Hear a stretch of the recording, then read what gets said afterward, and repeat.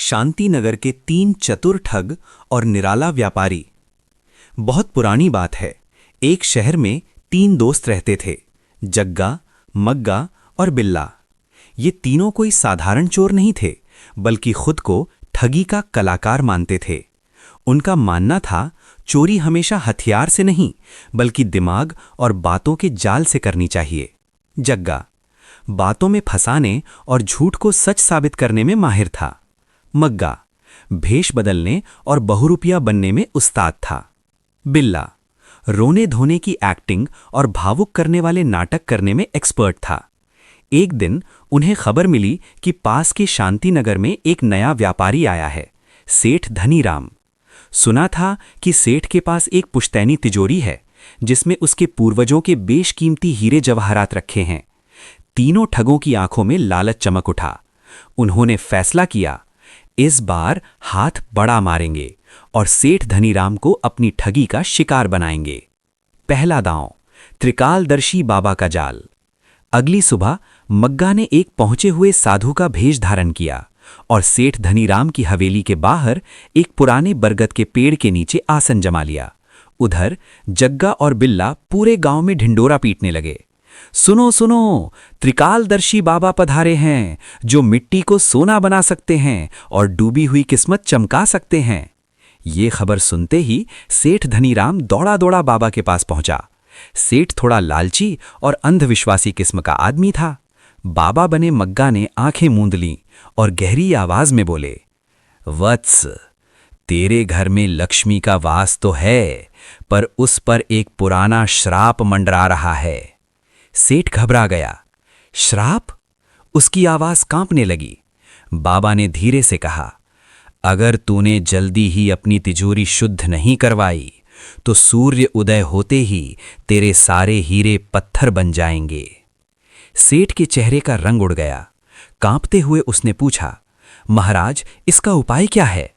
साधु बने मग्गा ने गंभीर स्वर में कहा, आज रात तुझे अपनी सारी संपत्ति शमशान के पास वाली पुरानी गुफा में रखनी होगी। मैं वहां पूरी रात तांत्रिक पूजा करूंगा, लेकिन याद रखना, पूजा के दौरान अगर कोई वहां आया तो सब कुछ राख बन जाएगा। सेठ ने डरते डरते हामी भर दी। दूसरा दांव, सेठ की चतुराई। सेठ धनीराम ने हाँ तो कही दी, पर वो इतना भी मूर्ख नहीं था। रात को उसने तिजोरी गुफा में भिजवा दी, लेकिन उसमें हीरे नहीं थे। उसके अंदर भरे थे भारी भरकम पत्थर और लोहे के टुकड़े। और इतना ही नहीं, सेठ ने तिजोरी के ढक्कन के अंदर एक गुप्त घंटी वाला यंत्र भी लगा दिया। रात गहरा चुकी थी। तीनों ठग गुफा में जमा हो गए। उनकी आंखों में चमक थी और चेहरे पर जीत की मुस्कान। जग्गा बोला, आज किस्मत सच में चमकने वाली है। जैसे ही उसने तिजोरी का ताला तोड़ा, टन, एक जोरदार घंटी बज उठी। तीनों ठग घबरा गए। उन्होंने तिजोरी खोली, पर अंदर देखकर उनके चेहरे उतर गए। अंदर सिर्फ पत्थर थे। पत्थरों के बीच एक कागज का टुकड़ा पड़ा था। जग्गा ने उसे उठाया। उस पर लिखा था, अगर असली हीरे चाहिए तो हवेली के पीछे वाले कुएं के पास आओ, वहीं मैंने सचमुच खजाना छुपाया है। चौथा दांव, मिर्च का धमाका। तीनों ठग खुश हो गए। उन्हें लगा सेठ डर गया है और अब पकड़े जाने के डर से सचमुच खजाना दे रहा है। वे भागते हुए हवेली के पीछे वाले कुएं तक पहुंचे। वहां सचमुच एक छोटा संदूक रखा था। बिल्ला लालच में सबसे पहले आगे बढ़ा।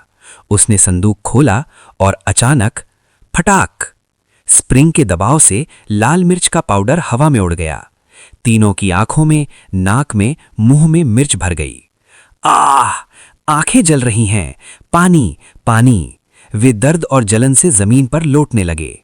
अचानक चारों तरफ मशालें जल उठीं। सेठ धनीराम अपने वफादार पहलवानों और नगर के कोतवाल के साथ वहां प्रकट हुआ। सेठ मुस्कुराते हुए बोला, क्यों उस्तादों, कैसी रही मेरी शुद्धिकरण की पूजा?